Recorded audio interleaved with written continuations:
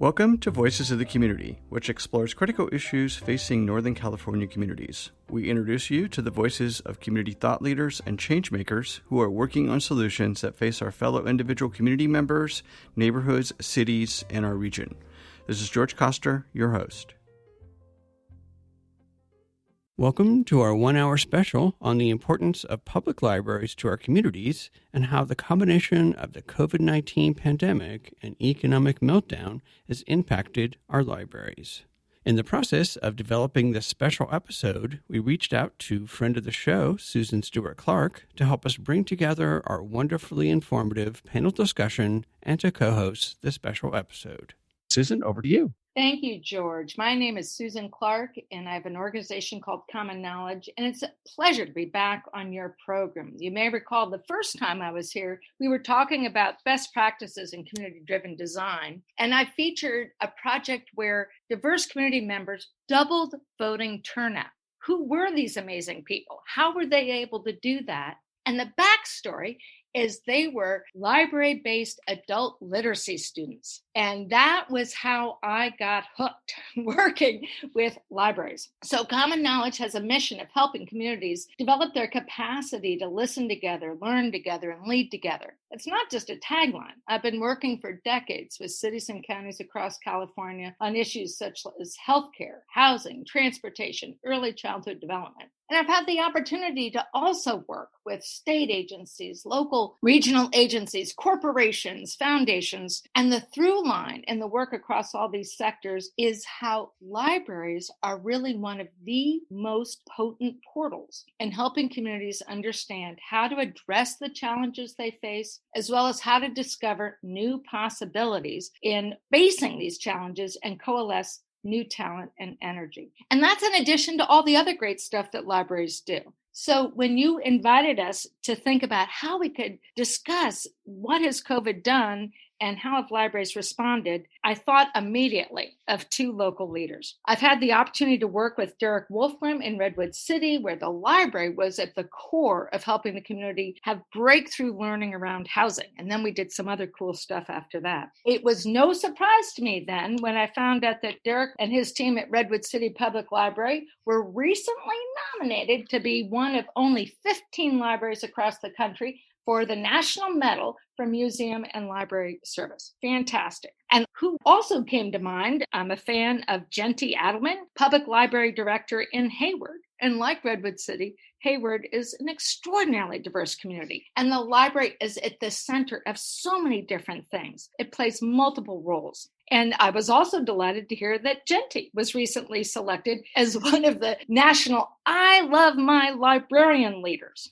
So I can't think of any better pair to help shed a light on how libraries have helped communities cope during COVID. Derek, would you mind introducing yourself? Thank you so much, Susan, and thank you, George, for inviting me to be on the program today. My name is Derek Wolfgram, and I've had the pleasure of being the library director for Redwood City Public Library since 2014. It gives me a wonderful opportunity to work in a community where government and education and business and nonprofit sectors all have a wonderful, deep culture of collaboration, which is a great match for the work that the library is doing with our mission to cultivate community by welcoming all people to experience the shared joys of literacy and learning. We have a deep philosophy of putting the community at the center of everything, and our service priorities for the library are built on conversations we had with hundreds of residents, not about what they wanted in their library, but what their aspirations are for the community where they live, work, learn, and play. And the aspirations that we learned about in these conversations will kind of weave through the conversation and some of the things that we talk about, but just the 5 main themes that we got out of those conversations that people cared about in their community were inclusion, equity, safety, awareness, and education. And so, as I said, we'll get back to those themes later on. But this library holds more activities, events, and programs than any other library I know. It was true before the pandemic, and even though we're doing much of our work online now, it's still an incredibly busy, vibrant institution. And I really think that our focus on equity and inclusion is what led us to the finalist status for the National Medal that Susan was kind enough to mention. So I'm super proud to work here. I'm super excited to talk talk about the work that we do. And why don't I hand things over to Jayanti to introduce herself? Thank you, Derek. And thank you, Susan. Thank you, George, so much for including us. And, Susan, also for your lovely introduction. But just to give you a little more about myself, I have been at Hayward for just over 2 years. It's been a very, very eventful 2 years, and I'll talk about that a bit. But before that, I've worked in a really large variety of libraries. I was at Monterey County for several years, which is a very large, very diverse county, and diverse not just, ethnic and racial mix, but also in terms of urban, rural.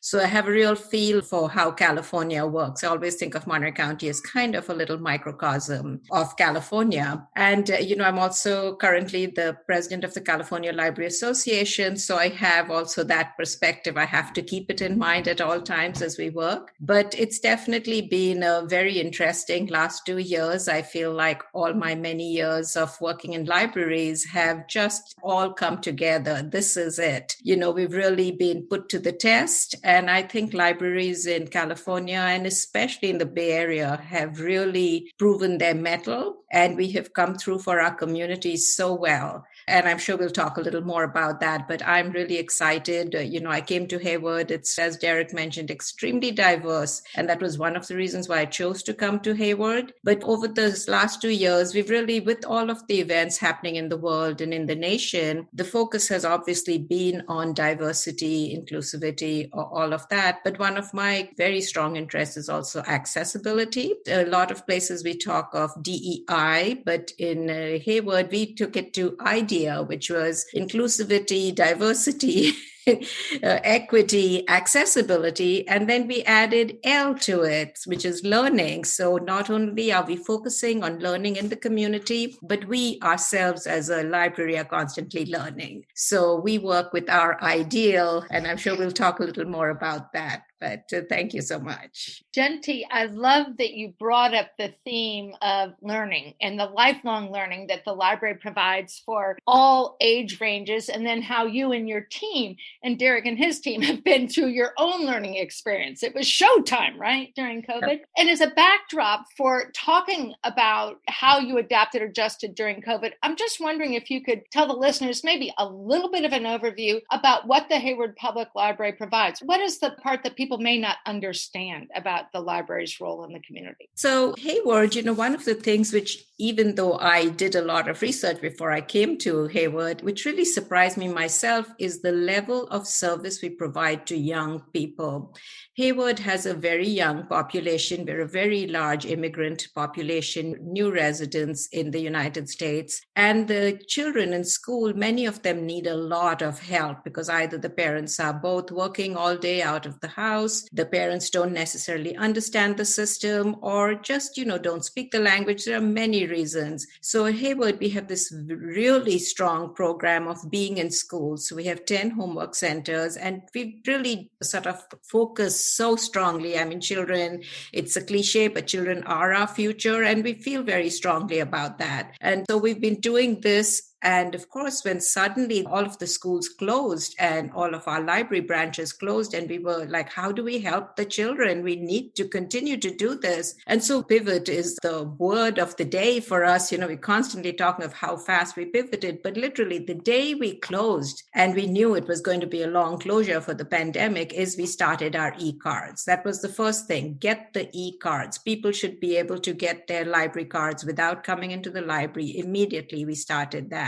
And then, we had all this funding set aside for the homework centers, and we also immediately changed over to using our technology library. So the hotspots, all of that, getting that in the hands of the students. And we really thought about this very carefully. And we said, children, you give them a Chromebook, something to take home. We should not take it back in 6 weeks from the child. They should have it. They should be able to be confident that they can continue to work with it. So we actually changed our loan periods to 1 year for all of our devices immediately. So, you do little things that don't sound very big, but the impact is so tremendous. So that's one of the things I really like to talk about about is how our tech lending library has been. And we don't have perfect coverage in terms of broadband internet in the city. There's lots of real dry pockets, deserts. And so these hotspots and MiFis, which we've lent out, have been really a huge help. So I like to talk about the technology and the helping students that Hayward does that many people are just not aware of.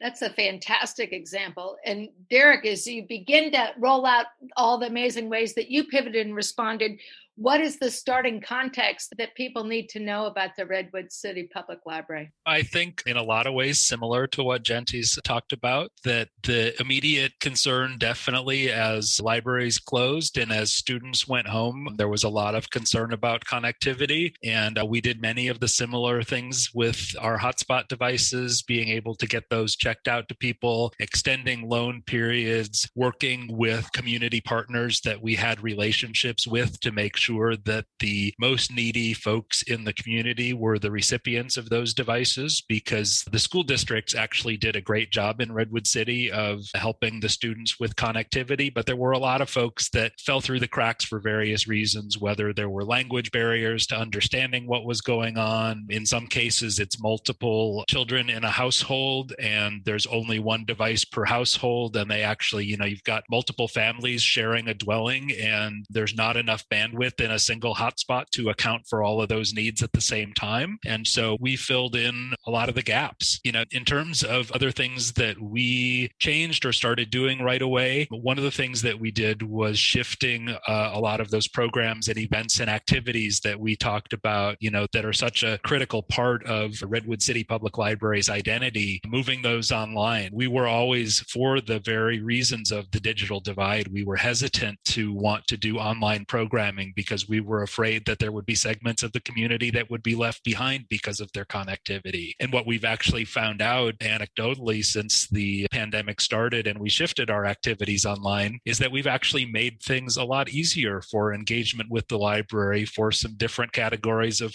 folks, whether they are people with physical disabilities, people with transportation issues, people with childcare issues. All of these folks struggle to get to a particular event in a time and place. And if they're able to do it from home while dinner is being cooked and homework is being done and all of the other family activities that need to be taking place are happening, it actually gives people the opportunity to continue to engage with us in a different way at a different time. And, we'll talk later on shifts for the future, but I think that this is something that's with us to stay. Even when we return to in-person events, there will be some sort of hybrid model where we are doing some things online and doing some things, in person. And the only other thing I wanted to add, kind of back to the context question about something that's maybe not understood about the library. I think one of those things is just how seriously we take our role in lifting up the most vulnerable residents in our community and the development of youth and children. And part of the reason for that is I just have an incredibly creative staff who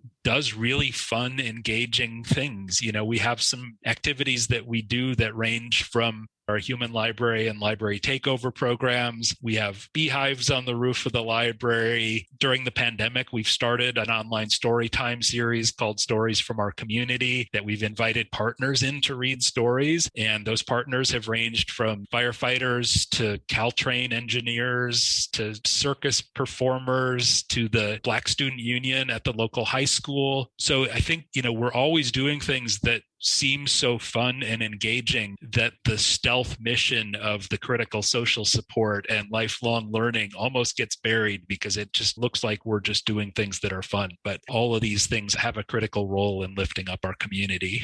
I just want to add something to what Derek said about, taking programming online and the issue of time and place of people not being able to necessarily attend, some of our most popular programs. And then you suddenly put it online and people like, oh, I don't have to get dressed. I don't have to get my child into their stroller, just make it so much easier. But the other thing we noticed about online programs is, so for example, if you put something on Facebook, that whole time issue is suddenly moot because people are watching the same program over and over again. So, like we would do our Mandarin story times at the library and maybe 25 people will attend or 25 children with their parents. And now we're getting like literally 700, 800 hits on these stories. And so the difference is amazing how it's definitely this whole issue of going online has opened up a whole portal for us in a good way to reach our audiences. I think the only other piece I would add to that would just be, and this will be a question for each of you. I'm going to start with you, Derek, because you had mentioned it, and that would be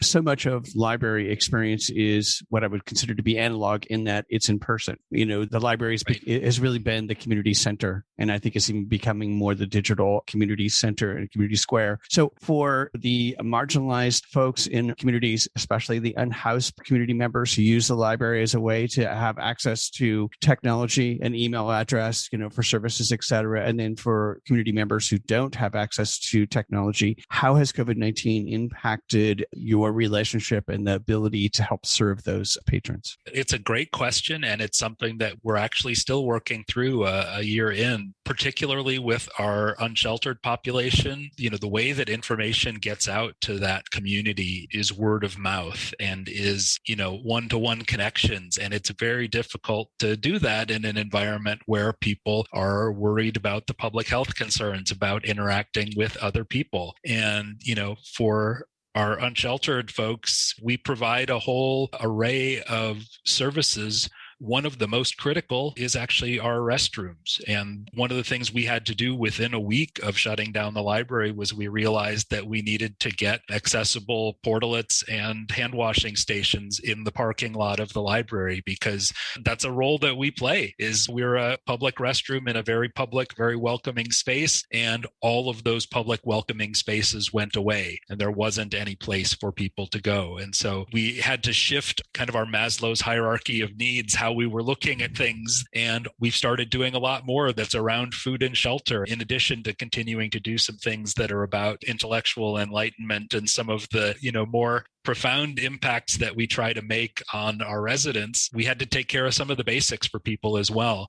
So I think that, again, community partnerships were really key for us, being able to work through local organizations that we have, like the Downtown Streets team, who are some folks who do street cleanup in the downtown area, and they're reimbursed with gift cards from local merchants for that work. And they actually have their base of operations is in a shed in the corner of the library parking lot. And so they're a great point of connection with the homeless community. There's also another organization in Redwood City called Street Life Ministries that does a lot of providing food and shelter and connections to resources. And so we worked through them to make sure that the word got out about, what was going on with our hotspots, because that's something that group needs from us. And hopefully, as we are starting to reopen, we'll figure out some ways that we can place some priority on making sure that these people have access to the things that they need once again. And Jayanti, same question for you.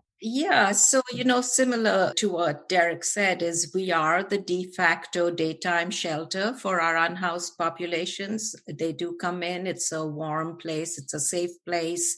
There's the restrooms, there's water, all of these things. And there's definitely just the ability to sit there and keep themselves occupied in a safe environment. But, we did exactly the same thing with the hand washing stations, the portable toilets in the front. And, for us in Hayward, there are many issues about security and concern, which, it's been hard balancing those. And I hate to say this, but one of the things we had to do around one of our branches is actually put up sort of a chicken wire fence, because it had become the camp, which had become a security issue for the neighbors. I mean, we had someone with their bow and arrow up on the wall there. And so it really does become a concern. And so, really trying to find that balance. And for the staff, it's very traumatic, because these are the people they work with daily. They're used to working with our unhoused populations. They've built relationships. And so, really trying to find that balance. But I think we've done a good job to keep those relationships alive, and we do make the contact. We've got our curbside services going, and part of the curbside for us was the lunch, giving out the lunches to the students. And so families would come with their children and pick up lunches at the library.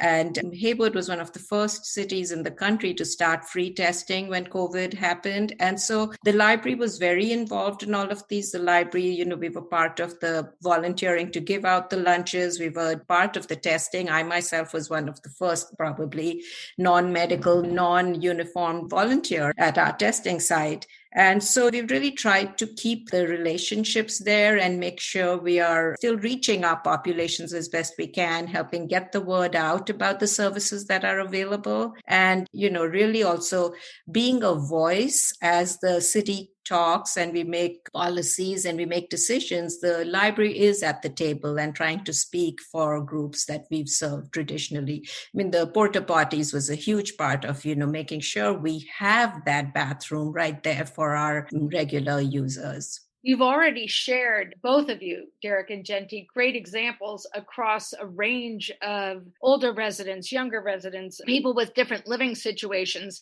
And as you think across all of the ways that you adapted during COVID-19, I'm curious if you could pull out one where you really, felt it was one of the biggest and positive impacts on community needs. Jayanti.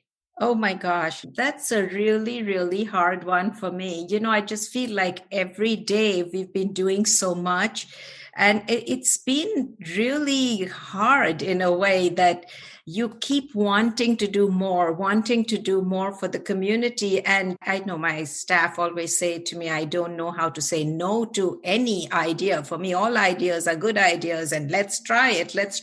And, really just how we served the schools. It was eye-opening to me to see how the staff came together. And again, as I said, once our homework centers closed, we really needed to keep that connection and to make sure we were providing the support. And one of the most beautiful sights to me was we had about 3,500 bright green backpacks that we filled with school supplies and reading material that we handed out to the kids as back to school and to get them excited about schoolwork, even though they weren't in school. And we've done this twice so far. And just that, when you walk into your children's room and there's nothing but this sea of green backpacks.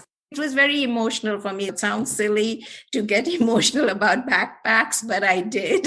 And, and staff put so much work. You can imagine filling a backpack with things like paper, pens, protractors, compasses, crayons, calculators, just little things. It was a lot of work. And, staff did it and it was just wonderful. And I'm sorry I wasn't there to actually watch the children open their bags. And then we delivered the bags to the schools and they were given to children to take home. So it was very emotional for me.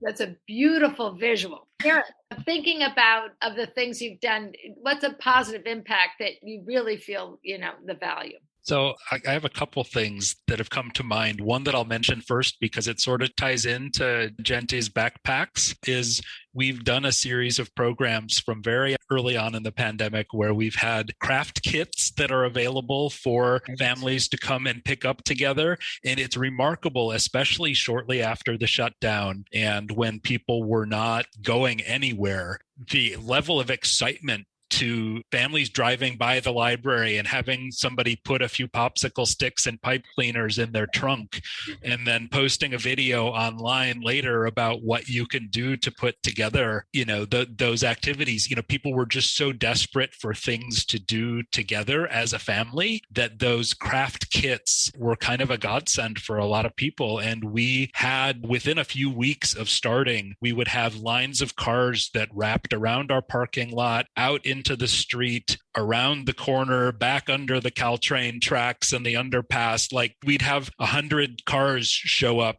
and go through in 45 minutes collecting their craft kits. And it was just really gratifying, a simple thing, but something that was so important to the families. Something else that we did that I thought was really special was in collaboration with our economic development department in the city. The city was trying to get information out to the 6,000 plus businesses that are registered in Redwood City. Library staff were at home without anything to do. And so we put that together, and our library library staff personally called all 6,000 businesses in Redwood City to let them know about the Paycheck Protection Plan and the various federal, state, and local benefits that were available to support local businesses early on in the pandemic. And then we used the same model for some funding that was available for local childcare facilities that were closed and, struggling to figure out how they were going to reopen. So, and then the last thing I'll mention, when we started doing curbside services, I discovered the excitement in our community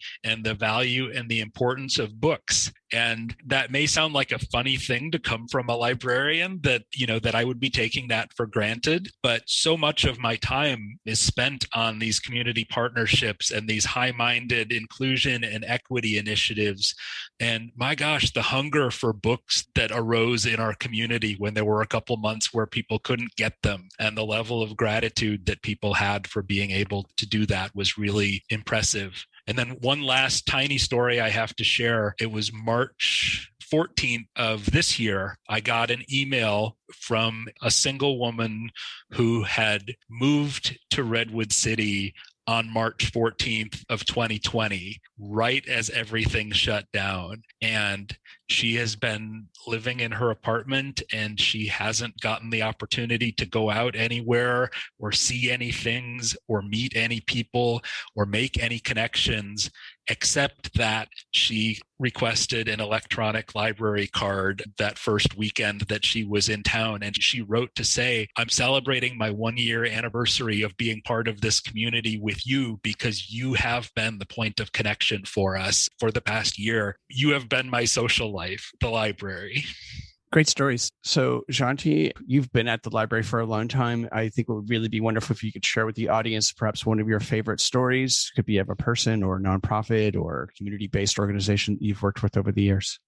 Well, I'd like to actually just tell one again about the COVID, recent thing. There's one of our library users. She contacted us about picking out books, and we were doing curbside. And she said, I can't really do curbside. I used to bring my grandkids into the library and they would pick books out.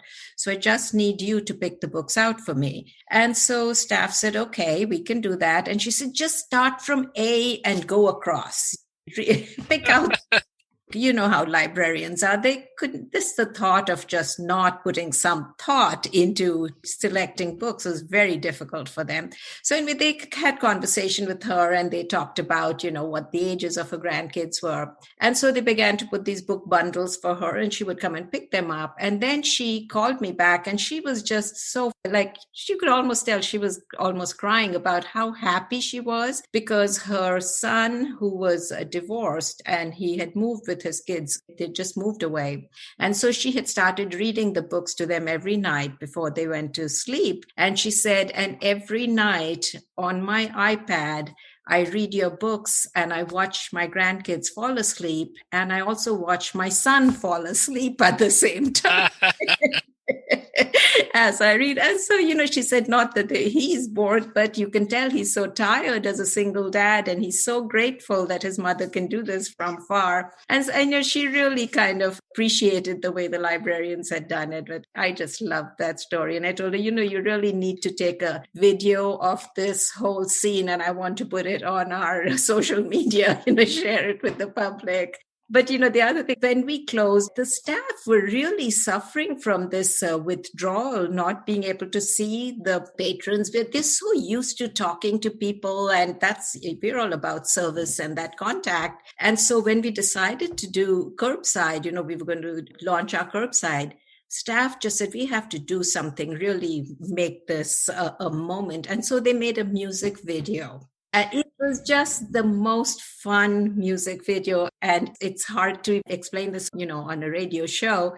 But they had the song Happy, and everyone was wearing their masks, and they were socially distanced, but they were dancing, and who knew how well they could dance? We had one of our pages break dancing, twirling on his head, doing all these things. And there was such genuine joy in the thought that, patrons were coming back, and it was lovely. And we posted it on all of our social media. People were thrilled. And then our city clerk's office loved it so much. They said, well, can you help us make a video for voting to get people out for the vote. And we were like, sure, now the library has a new job. We're now going to be making music videos for all the departments in the city. It was very sweet and very fun. Thank you. That was a great story. And Derek, how about you? Sure. I'll share one brief story from actually slightly before the pandemic that is just one of the moments that's really, helped me understand the value of what we do. Something that Redwood City Public Library started a couple of years ago was a program called Social Service Office Hours. And some libraries, particularly large urban libraries, have brought social workers onto their staff to help the unsheltered folks and people that are dealing with mental illness or substance use issues that are in their libraries to find help. And I had worked with our local county behavioral health department trying to set up something like this, but basically I didn't have the money or the resources, and they didn't have the money or the resources. But we came up with this idea of what we called the social service office hours, which is for all of the different nonprofits in the community that provide services to the unsheltered community. We set up times for them to be in the library and have the opportunity to interact with the people that are in every day. So, one Tuesday morning of the month, it would be Life Moves, who work on shelter issues. One Tuesday, it would be Heart and Soul, who works with substance abuse issues, and rotating through all of these different nonprofits. So everybody could come up with 2 hours a month that they could put into this. So it became a collaboration instead of just having a social worker. And not long after we started this program, I was talking to a gentleman that I would see in the library every day as I walked through. And I just said, "How are you doing today?" And he said, "Well, I'm not that great." And I asked him why. And he said, "Well, I was just at the social service office hours and I've been placed into housing. I have a place to go and live starting next week." And I was, okay, so where's the bad news? And he said, "But it's in a neighboring community and I'm not going to be able to come to the Redwood City Public Library every day anymore." And, the fact that was in that moment overshadowing for this person, the fact that they had housing that they could go to was just, heartbreaking and extraordinary all at the same time. Thank you, Derek. Another really wonderful story. I wanted to follow up on these COVID experiences with a theme that's been sort of burbling under your examples, but we know from our work with the libraries north of you, libraryrecovery.org, that mental health and the library's role in supporting community mental health, whether it's formally or informally breaking down the isolation. I would just love to hear from both of you a little bit about how you saw supporting community mental health and just general psychic well-being during a time of such disruption. Derek? Yeah, it's a great challenge because like we've talked about, the fact that people were cut off from having interactions with each other and, that human day-to-day contact is for many people the thing that keeps them going. And so in one sense, I think that just all of the activities that we did, the picking up a craft kit or just coming to get a curbside book, like this ability to do something normal-ish and to have the self-care of being able to retreat into a book or into an activity really made a difference for people. For the truly, deeply mentally ill, this is an area that our social service office hours was probably the best way that we had been providing points of connection for these folks. And honestly, I don't know that we did the absolute best job in the world with finding a way to sustain that. It was very difficult without having the physical contact. So I said we've kept in touch with our community partners and we've tried to funnel resources through them, but I'm feeling a renewed commitment to make sure that, we're providing some opportunities to help those people first as we move into our reopening phase. I so appreciate that. And one of your peers has talked about libraries as essential workers when it comes to community mental health. And Jayanti, I'd just be curious how in Hayward you felt that you were playing a role. Yeah, our main library, which was this big, beautiful library, we had just opened it and COVID hit and we had to close it again. So a lot of our services, we were still getting them up and going, and we didn't have a formal kind of social support program as yet, but we were talking about it. We had just started our Veterans Resource Center. We were doing all these things, but a lot of it just had to do with how we dealt with the unhoused population, how we provided them that safe space, because for many of our unhoused population and many of our residents with mental health issues, the library really was that safe space. And, just before we closed, it was very devastating for me. We had one of our patrons who would just come and sit there and would talk to herself and would be bent over. And we could tell, she was just deteriorating, but there's only this much you can do. And, I had a couple of times when she would go into the restroom and she would just close the door and she would lie down on the floor. And obviously that's something we have to take care of. First thing is you can't have someone sleeping in the restroom, but also you want to make sure they're okay. And, she came out and she was so ill. She was obviously so ill, obviously not sound mentally. And we called the ambulance and they took care of her. And of course, we have no way to force someone to go to the hospital. It's just things like these are very traumatic for staff, I'll tell you. And I talked with them and, they got her out. And then just about maybe an hour later, I had to go to a lawyer's office that's pretty close to the library. And I went there and there she was lying on the pavement outside the lawyer's office. So clearly, they had taken her out and then refused whatever services they had offered her. And you see that, and, the pressure it puts on you as a library staff member, trying to make those decisions of, do we call for a next level of help? And of course, now there's all these other issues also, with the police, that you're afraid to call the police, trying to find that balance. And what is going to happen to this person who I know and see all the time? And this patron, her name was Linda. And, a few days later, she did die, and right out very close to the library. And that's very devastating. You wish, that she had been inside and warm for those last 4 or 5 days of her life. And you always feel like, if I hadn't called, maybe she'd have come back for the next 3 and 4 days and stayed inside with us, instead of ending up just feeling like she couldn't come into the library. So, it's a very difficult situation, and all libraries, we're really trying to work through this and trying to find a common understanding, a shared way of serving our mentally health. We've done a lot, and whether it's like issue of giving Narcan, or there's all kinds of things we do as a group, but it's not uniform, and it's something it's very hard to police in the sense of make policy on. And I really appreciate your being candid about that. And this is why libraries have such a unique lens on the intersection of the social issues that a city or a community is grappling with. And then they all come kind of into a place at the library, and where the library is a caring place. And so you're part of government, but you're also the human side of government. I think, as we talked earlier about lifelong learning, what from this COVID experience have you learned, and what would you like to carry forward? Derek, you want to go?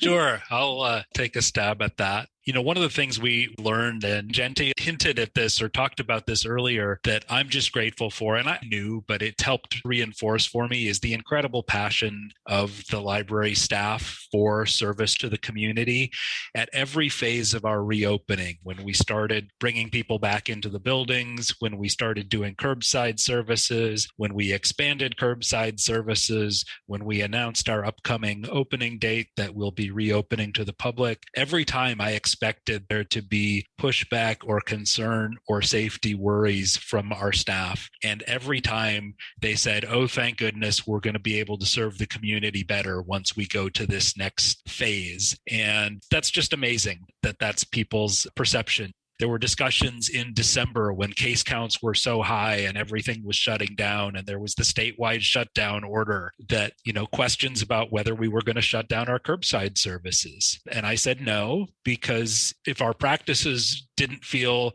like they were safe, we wouldn't have been doing this since June already. So we're not going to shut down. And everybody said, oh, thank goodness. We were afraid that you were going to say we needed to shut down, which is just not the picture that people have in their head of like the response that civil servants have to a situation. I think that was really profound. In terms of like practices and ways that we can be ready for the next disaster or the next pandemic or the next crisis that comes our way, I certainly don't think that this particular crisis is going to allow us to create a manual that we can just get out next time and say, oh, this is what we did with the COVID-19 scare. Let's do it again now, because there's never going to be anything exactly like this. But I think we have learned a ton about how we can effectively use technology for communication and interaction, not only with our employees, but with our community, in everything we do. The additional flexibility that we have now to conduct our business is great. I've talked about the resilience and the commitment of the staff. I think something that I've learned that I haven't fully processed yet is this idea of making fast changes, knowing that they may be long-term, has been a really interesting,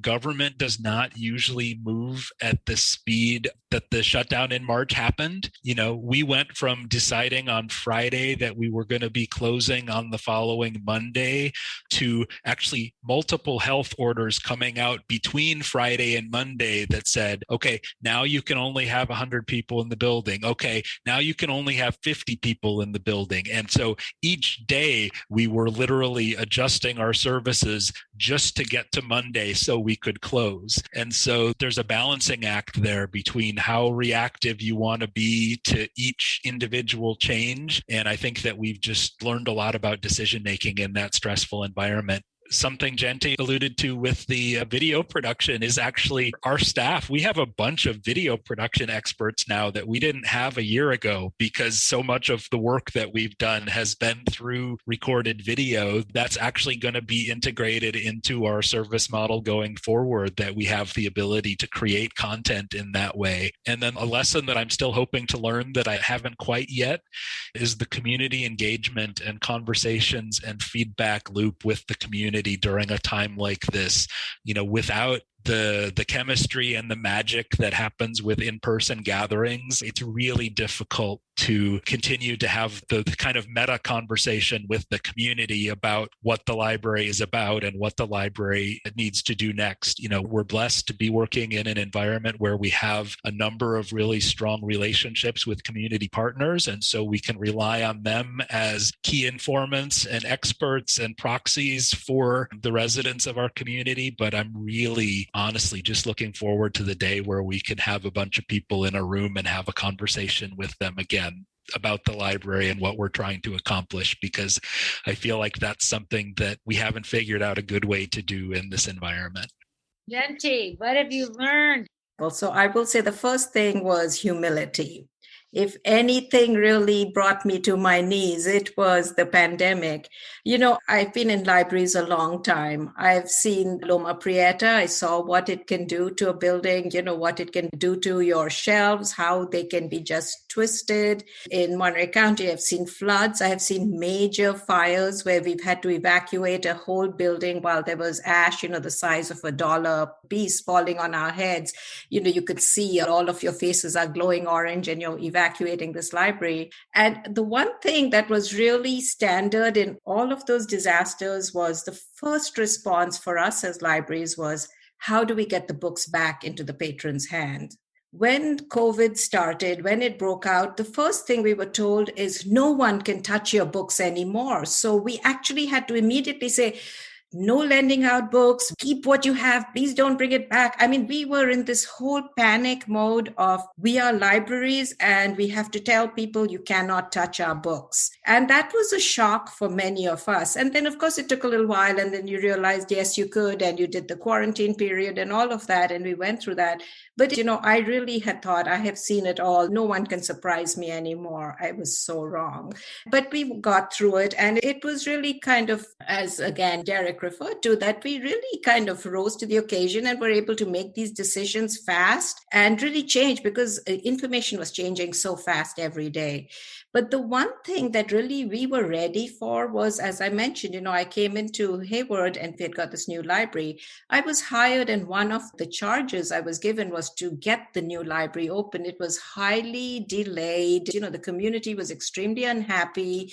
This library was supposed to be a good thing, and suddenly was no longer a good thing, was actually becoming a negative because people were so angry. They paid for it. It wasn't getting done. So when I arrived, I found that the old building had been razed and the new building was closed. And so this was the main building, and staff were just scattered all over the city. And there was just generally unhappiness among the public, unhappiness among the staff. And so my first thing that I told the staff is, you don't need a building to serve the community. And that was like, suddenly the staff was transformed, and we, partnered, we went out, we were doing all these services. We took over little rooms in City Hall. We started partnering with the Veterans Center and started providing service from there, doing children's services.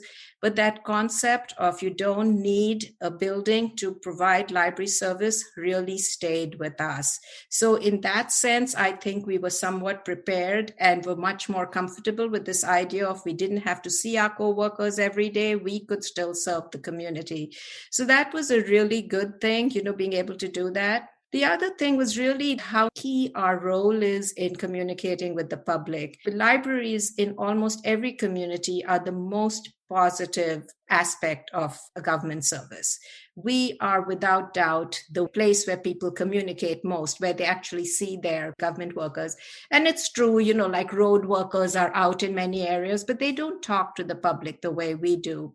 So we are really key in making those communications. And some of the things that happened during this period, one of which is the census, we were able to be this group, that helped get the word out. And in fact, Hayward was probably one of the first libraries that did this. We started calling our patrons, doing these wellness checks. How you doing? We don't see you, kind of thing. And at the same time, especially in the communities, in the undercounted communities, we would then say, have you filled out your census form? And then we had these scripts for all of the staff. And in fact, then the state library took our scripts and shared it with all of the libraries in the state.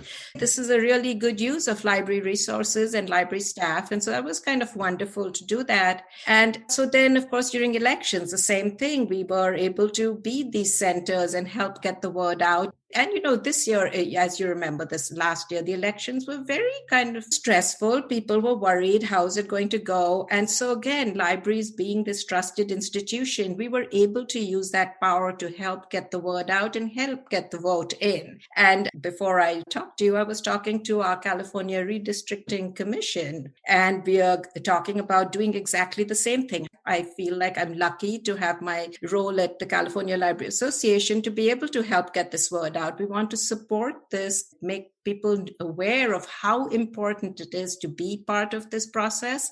And, your library, your trusted friend is telling you to do this, is inviting you to participate.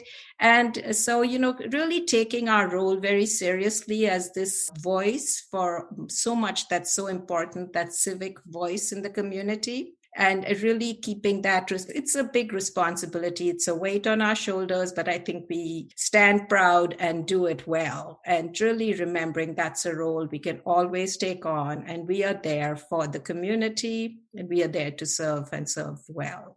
I love all those examples. And Jayanti, the bringing up of the nonpartisan stance of encouraging engagement, not politically, and having worked with so many entities across the state on that, the library, in my experience, is uniquely well suited to do that, not only because you're liked and nice, but because of the profound respect that librarians and staff show for the community members, because you're trained to listen, to care, to really treat them as humans. And that's different, I think, than other folks who are like getting out the vote, or, you're just a member in my campaign, versus the library really there respecting their ability to exercise their voice. And it just makes a profound difference in how people engage and how they then can show up ready to learn. I think also the other thing about libraries is we really never ask for proof that you're a citizen or anything. You come in, and even if you don't have a library card, we will serve you. And that makes a big difference in communities like ours. What would you want to ask the listeners for how they could help you to continue doing the extraordinary work you do as you are in the midst of reopening to the public and continuing to support complicated, diverse communities in so many ways? What would you invite people to consider doing on behalf of your individual libraries and libraries across California? It's been a hard time for our Friends of the Library groups, and most libraries depend very strongly on their Friends of the Library for funding, for support in different ways. And with the pandemic, they haven't been able to do their book sales. They haven't been able to accept donations. It's been tough. So, it's going to reopen. It's going to start again. And so really supporting all of your friends, your library support groups. They are different groups. Like we have both the Friends of the Library and we also have a Literacy Plus group. So, being aware that it's not just financial donations I'm talking about, but actually volunteering, stepping up and seeing what your library needs. Again, really ask your library, what do you need? As opposed to saying, I want to do this, put me to work. Really keeping that in mind. Make sure you're helping where the library needs, where the community needs. Do they need literacy volunteers? Do they need volunteers in their bookstore? What is it that the library needs? How can we help? But I will say, and again, this is putting on my California Library Association hat, is that advocacy is very, very important to us. This has been a very, very tough year, and we have had to do a lot of advocacy to make sure that we get some of the funding. For example, one of the things is Governor Newsom had been very supportive of our Lunch at the Library program, and he had put money into the budget, but the money was going to come in the 2022 budget, so it would arrive after June. So starting in July, but Lunch at the Library starts before that. And so we really wanted the money. We had asked for that accelerated approval, release of the money. And that took a lot of advocacy on our part. And so there's always things that are going on, this advocacy that we need. And that is huge. We really need our communities to be listening, to be calling, making those calls, writing those letters, helping, because libraries are not by and large well funded. And there was a time, a few years later, there was a lot of money in the budget every year, 86 million or so for libraries. And then we had 2 consecutive governors who sort of eroded that. And by the time Governor Jerry Brown came in, he took libraries out of the budget completely. And so we've been slowly getting back into it. And so we really do need that advocacy. We need the communities to talk, to their elected officials, to anyone who listen about how important it is to support libraries, because we do so much more than just lend books to people. It's hard to add much more to that. Jayanti said it so eloquently, but I'll try anyway. I think that, with local officials, with state officials, with federal officials, advocating for continuing and increased library funding and recognition that libraries are part of the social safety net infrastructure that exists in our communities. You mentioned earlier, Susan, the colleague that talks about essential workers. I've also heard the phrase second responders thrown around in reference to libraries recently. And I just think that recognition, like so many times there's a crisis, and the point of the crisis, Jayanti mentioned a lot of the natural disasters that have happened with earthquakes and fires and mudslides and all of the horrible natural disasters that happen. There's always a recognition in these crises that our public safety folks are so critical, the people that provide law enforcement and fire protection and all of these other services get their recognition as being critical to our communities. And I feel like COVID-19 has been the crisis that's given the libraries the spot where, the emergency response elements and the medical and safety concerns are there. But there's also been this huge focus on equity and, particularly racial equity, also economic equity, all of the marginalized folks in our community, whether they're unsheltered folks or people of color or people people with disabilities or LGBTQ plus folks or people that fall into all of those categories at the same time. The libraries are the government service that helps those people to make it through this crisis. And so, again, I'm proud of the work that libraries have been able to do to provide that support. And I hope that there's recognition of that when it comes to funding libraries. I think that we're fortunate here to have local elected officials in Redwood City that have been extremely supportive of the library and have taken good care of us and recognize that balancing act of all the critical services that local government does provide. But I know that's not the same in every community. And then I'll also just echo about Hayward and the Friends of the Library. Redwood City library support groups have also been challenged, not only by not being able to do fundraising activities like book sales, but for example, we've been raising funds to build a makerspace in the downtown library with 3D printers and laser cutters and sewing machines and providing all of these wonderful maker tools to people in our community that don't otherwise have access to them. And the fundraising hit a wall for quite a while because anybody who was giving money for anything was giving money for direct COVID-19 relief, which is as it should be. And there was a crisis that required that. But as we are starting to come out of it, it's important for people to remember those other things that they used to be interested in supporting with their philanthropy. And so I'm hoping that people will, visit their library's websites, find that donation link, and again, connect with volunteerism opportunities like Jayanti talked about. All right, final question for each of you. And I'm going to start with Jayanti in this one. So over this last 14 months of the pandemic, the economic meltdown and crisis, what are some of the positive things that you could see coming out of the pandemic and the economic meltdown for libraries services, and for your communities that you serve? I felt, there's a lot of positive has come out of this. We've certainly re-looked at the way we live, what we value the most in life. I think that's been huge, how we've started, as individuals and as organizations, how we serve the community. And just that whole idea that we can be broad-minded, we can be much more flexible in how we serve the public has been, to me, probably one of the biggest things that, we're going to go into this sort of a more hybrid mode of service. It's not going away. We really love what we've been able to do with the online programming, how we reach out to the public. Our literacy program's been thriving in a way that is really hard to believe. We've done so much of giving away the technology. So I'm sure we're going to continue to do a lot of this. And I'll just give the illiteracy as an example, because we started doing tutoring online and we realized that, a lot of our literacy learners need the technology. They definitely don't have it.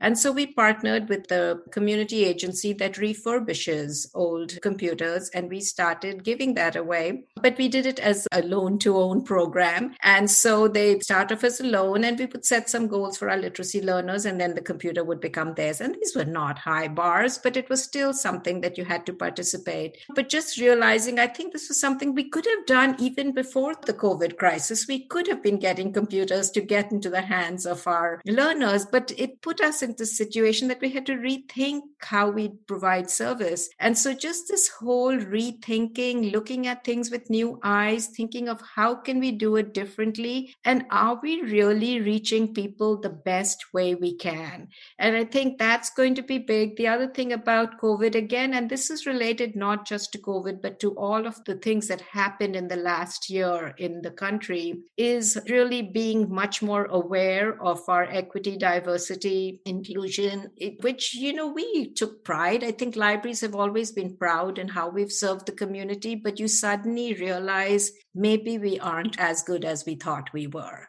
And you begin to start looking at things and really reevaluating and laying a lot more sort of stress on these different aspects of service. We've been forced to look at everything again and really reevaluate how we're serving. And I will just want to give credit to what's happening in the COVID recovery, the money that's going to come through this ARPA, through the stimulus funds. I just want to mention that because that's unprecedented, the amount of money that's going to come in through this American Rescue Plan Act, $1.9 trillion going into simply rebuilding our nation. And for the first time, probably ever, that money is coming directly to cities, that it's always otherwise come through counties or, so local government cities have never got money directly. And we can actually get this money, and it's coming with so few strings attached that it's genuinely focused on serving at the local level of, helping people recover at the local level. And I think that's been an amazing sort of moment for us in history, the way we're going to move forward. And I think we're all going to come out of it much stronger. And Derek, what are some of the good things that could come out of all this? I think, again, for a long time, I've been part of the Jayanti fan club because she articulates so much about the way that I feel about what libraries can do. So what I think has been transformative about this past year plus is that I think that libraries have recognized that we can make a difference in anything that's facing our community. There are very few agencies that are equipped to deal with the effects of a racial equity reckoning, a economic crisis, a public health crisis, all at the same time. But these are all problems that we have tools to help our communities work through. And these are all issues that, can be part of our purview. I think that libraries can easily kind of put ourselves into boxes, that there are specific things that we do. Obviously, literacy and child development and school readiness, these are things that are obvious nexuses with the library. And Susan mentioned some of the work that was done in Redwood City and other communities using the library as a central point for discussion of the housing crisis and how people can be brought together for solutions to address that issue that has plagued the Bay Area for quite some time. So, for me, while I'm exhausted in some ways, I also feel energized by the realization that, libraries don't have to just transform communities in kind of the narrow ways that we stereotypically think of, that libraries have the power to really contribute to whatever our communities are facing. And Susan, turning to you, you've worked not only with our two wonderful subject matter experts today, but libraries across the state. What are some of the good things that you could see coming out of what looks to be darkness into the light? Well, thank you. I had high expectations for this conversation, and I love that we've had a chance to hear how these leaders blend being an accountable public agency with nimble, caring people who are constantly monitoring the pulse of the community and what it needs. And for me, what I hope comes out of COVID is what Derek said, that we are not going to unsee the realities facing our communities. But I think libraries have a unique set of sight lines where these things come together, not to overwhelm, not to ask librarians to be superheroes that solve it all, but really to be those key collaborators that both Jayanti and Derek talked about. What are those collaborations? What is that web of understanding who needs what and the supports and the ecosystem in the community, including activating those community members who can be part of making things better and transform, so that people are not just a bucket of needs, they are part of the solution. So as the library helps people grow in their own individual potential, I get so excited about the collective potential. And I think, George, your series, The Voices of Community, let's do this pausing, what we just did today, to reflect. Been working with libraries up and down the state on libraryrecovery.org, preparing to respond and recover together. And we have some libraries and some public agencies that are so busy, it's like, oh, will this be over soon? And it is the organizations that pause and reflect and figure out just what we were doing today. How can we leverage it? How were these disruptions positive? That is where we can accelerate that growth and that transformation. So this series, these leaders, the whole thing to me addresses, it's not if, but when that next disaster is coming. But we can make the transformation happen in between as well. Thank you. That was great. I want to thank Susan for helping put together this really wonderful panel with Jayanti and Derek to talk about the importance of public libraries in our community and all of their wonderful stories and insights. And we'll make sure that everybody who's listening to the show will have your websites and information. And of course, the music video. Got to make sure we share that out. And want to just thank you for being a part of a really wonderful conversation. But more importantly, going forward, I'll be really excited to see how libraries reinvent themselves, because you've discussed a lot about reinvention today. So stay safe and healthy out there in our crazy new normal. Thank you so much, George. Thank you, George. Thank you so much. That's it for this 1 hour special episode on public libraries. You've been listening to the voices of Jayanti, Addleman, the Director of Library Services at the Hayward Public Library, along with Derek Wolfgram, the Library Director of the Redwood City Library, and a special thanks to our co-host, Susan Stuart Clark, the founder and executive director of Common Knowledge.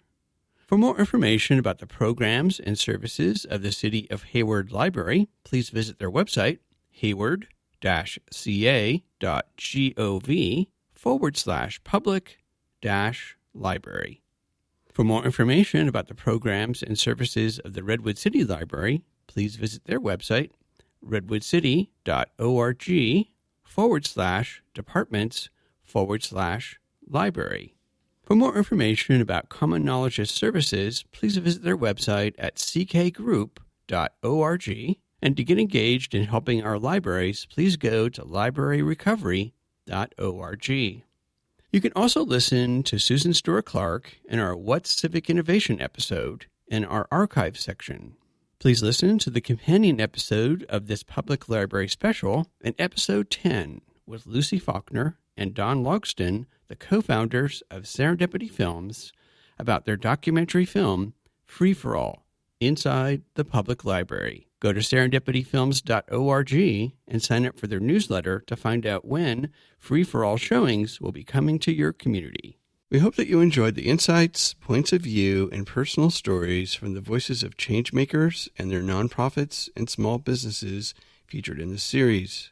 To find out more and get engaged with the nonprofits, small businesses, and staff members featured in the series, please go to my website, georgecoster.com, and click on Voices of the Community to find links to the extended versions of these interviews and to listen to the entire series. After listening to these stories, we hope that you will consider making a donation and volunteering to provide a hand up to your fellow community members. I want to thank my associate producer, Eric Estrada, and Casey Nance at Citron Studios, along with the wonderful crew at the San Francisco Public Press and KSFP. Voices of the Community is a member of Intersection for the Arts, which allows us to offer you a tax deduction for your contributions. Please go to georgecoster.com and click on the donate link to make a donation to help us provide future shows just like this one. While you're on our website, you can enjoy our archived past shows, which feature community voices working on solutions to critical issues facing Northern California communities. And you can sign up for our newsletter to find out more about future shows, as well as shows and events from the organizations that are included in our episodes. Take us along on your next COVID walk by subscribing to Voices of the Community on Apple Podcast, Spotify, and Google Podcast, or wherever you get your podcast.